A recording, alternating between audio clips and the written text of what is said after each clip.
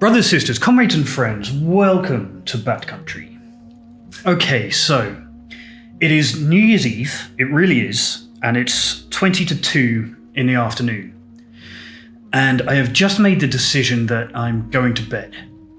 Not right now, but at like 8 p.m. I'm not going to celebrate New Year's Eve for the sake of my sobriety. The last 2 weeks or so have been pretty stressful. And of my 2 years of this stint of sobriety, it has probably been the biggest test that I've had so far. So, towards like the middle of December, my girlfriend had a pretty serious medical emergency. And although I was planning to fly to Berlin to be with her for Christmas anyway, we had to move all of the plans forward, and I had to get a flight the same day and drop all my work, drop all my plans, and go and be with her, make sure she was okay. She's fine. Thank you for all the well wishes for those who've seen previous videos. But that journey and finding a kennel for my dog in the middle of the night and all of that stuff, it was pretty taxing. And then there was a pretty rough flight out, a lot of time hanging around in airports. And then the time with my girlfriend was beautiful. Thoroughly enjoyed it. And then on the journey back, that was also quite a nightmare. One of my flights was delayed in Athens, and I missed my connecting flight by about 6 minutes. And then, because it was the airline's fault, they put me up in this posh hotel room for the evening, so that I could get the next flight out in the morning. And I don't know if you're like me, but airports and free hotel rooms are a major risk, especially like long layovers in airports. I have a history, like I got kicked out of JFK in New York for being drunk. I've got in trouble in Berlin. Like for some reason, airports just seem to be like, they're like open water for alcoholics. And there isn't a place. If I could point to the most dangerous place for me, for my alcoholism, it's an airport at 2 o'clock in the morning, or in fact at any time of day, if I have a long wait. While I was there, I vape, so I was out in the smoking area, and I spotted a guy, maybe 50 years old or something, and he had like two shoulder bags, one over each shoulder, and he was stood out kind of away from the smoking area. And I saw him pull out a bottle of orange juice from his bag, and he opened it and he took a sip, and then he reached inside his jacket and he pulled out a full bottle of vodka and took a massive chug, and then took another swig of the orange juice and put it back in and went back into the terminal. And then I saw him again do exactly the same thing later when I was back out there. And that used to be me, man, drinking pretty much neat vodka from a bottle outside the airport terminal. I used to be getting hammered on in airports all the time. I got in trouble in Vietnam too. I was. It doesn't matter, but you know when you walk through one of the body temperature sensors to check if you're carrying a communicable disease, I set one of those off because my body temperature was so high from a week and a half of binge drinking in Vietnam, that I set off the body temperature alarm. And yeah, fucking terrible. Anyway, so, and that free hotel they put me up in was just pure bad country. It was real relapse territory. And I managed to survive all of that. And I got back to my little house here, sober. But the weight of being sober had taken its toll. I got back exhausted because, like, the work of sobriety, it takes work. And that work, if you're doing it for a week and a half solidly, if every single thing is a potential to trip over and relapse, then the work itself of staying sober takes a toll. And then last night, I had a terrible dream. And I've been wanting to talk about dreams for a while. So I'm going to set it aside except to say that I find them important in sobriety, meaningful. And for the first 8 months of my sobriety, I would dream about alcohol every single night. Either I would dream about being drunk, or I would dream about that I've relapsed, or that I've been caught hiding alcohol, or something like that. And it wasn't until those dreams stopped being every night that my sobriety started to feel more secure. About a year. It took 8 months for those to stop being every single night. I would wake up every single morning anxious that I'd had a drink, or that I'd been caught drinking, or been caught lying about drinking or something. And it wasn't until that faded away that I don't think it's a coincidence that my sobriety started to feel more secure once those dreams had dissolved away. And then they stopped being every night, and they just become periodic, like every now and then. And I had a really brutal one last night, like an unusually vivid one, in which, again, no one wants to hear about other people's dreams, but I'll just give you the premise. For some reason, I was living in the halls of residence of my university campus where I studied 20 years ago. I was back there, and an old friend had shown up and offered me a shot of vodka. And without thinking, I had just gone, yeah, cheers, and taken it. And then taken another one.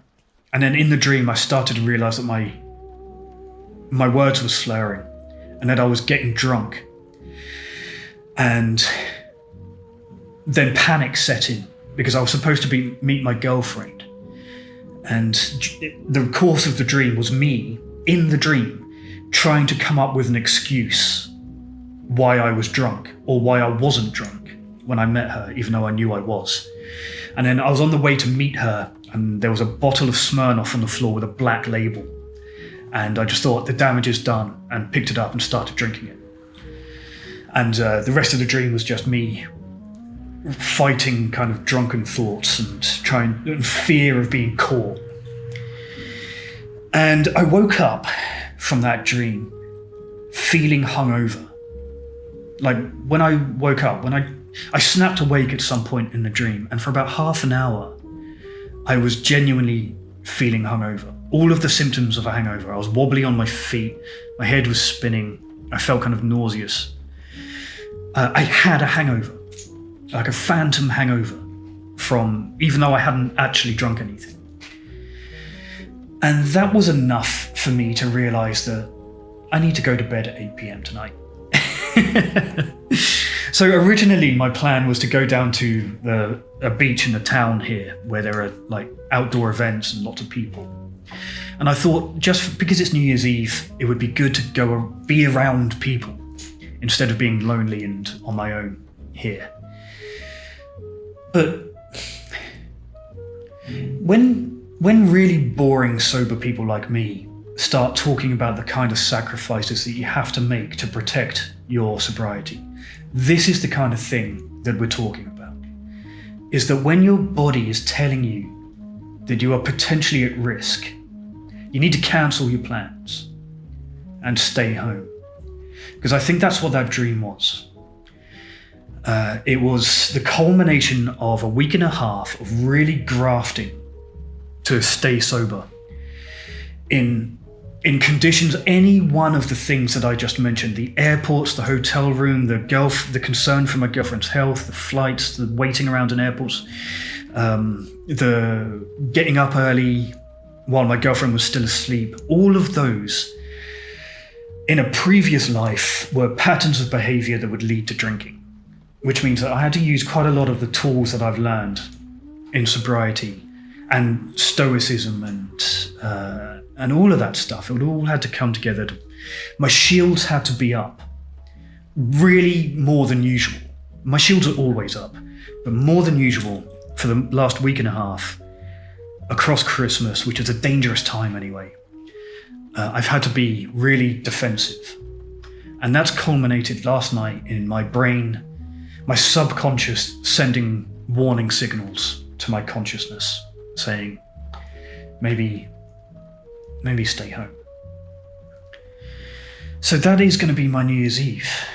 I'm going to go to bed at 8 p.m. and wake up like tomorrow is any other day. For me, my relationship to celebrations has changed in sobriety. In that I no longer... It's not the event that I'm celebrating, it's the day afterwards. It's the having survived an event sober and waking up refreshed and ready for the day. And because it's New Year's Eve, it's extra important to me symbolically that I wake up not ready and refreshed for another day, but ready and refreshed for the entire year. Because there's a lot of milestones coming up, and I want 2026 to be a really successful one. It's about time. All this hard work I've put into sobriety has started paying for itself. So 2026 is about earning and getting myself financially stable again. But this is the kind of sacrifice that sobriety demands sometimes, is that when you recognize that there is a genuine risk, then it's your responsibility to mitigate that risk. And sometimes that means not going out, not socializing, missing out on an event that might otherwise feel important to you. That's what I'm doing. I'm putting my money where my mouth is and sacrificing for the sake of my sobriety. 2025 has been a year of up and downs. A lot of you who have been long-termers in my comments and replies, and over on the Patreon too, I've seen a lot of you unfortunately relapse. A lot of you have been strong, but there's been, towards the end of this year, relapse has been in the air. I've seen Slayer having a rough time as well. My heart always goes out to that guy. And lots of you in the comments talking about having taken a step backwards. Let's hope that 2026 is a year of resilience and sobriety. And there are strength in numbers. It's difficult to do this stuff alone. So be part of the community. Reach out to people if you are struggling and if you need help. Don't hesitate. Me or anybody else. I would prefer you go to a professional. I am just a YouTuber. For those of you who keep asking me, very serious things, ask them to someone with some education. But I'm sorry if this is a bit of a bummer. It's not for me. Sometimes